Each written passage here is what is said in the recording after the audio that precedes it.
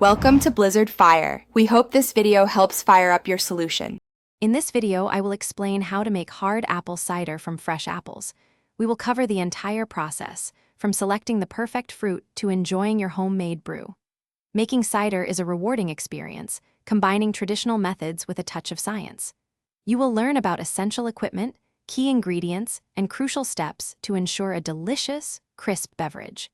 Get ready to transform simple apples into a delightful alcoholic drink, a true taste of autumn. Selecting the right apples is crucial for a balanced cider. Aim for a mix of sweet varieties like Fuji or Gala and tart ones such as Granny Smith or Brewer for a complex flavor profile. After washing, crush your apples into a pulp using a grinder. Then, press this pulp to extract the fresh juice. You will need approximately 20 pounds of apples to yield 1 gallon of juice.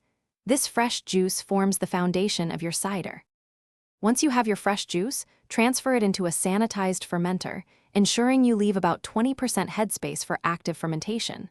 Next, add a pectic enzyme to help clarify the cider and prevent a cloudy appearance. Now, it is time to pitch your chosen cider yeast. This yeast will convert the sugars into alcohol. Keep the fermenter in a stable environment, ideally between 60 and 70 degrees Fahrenheit, for optimal activity.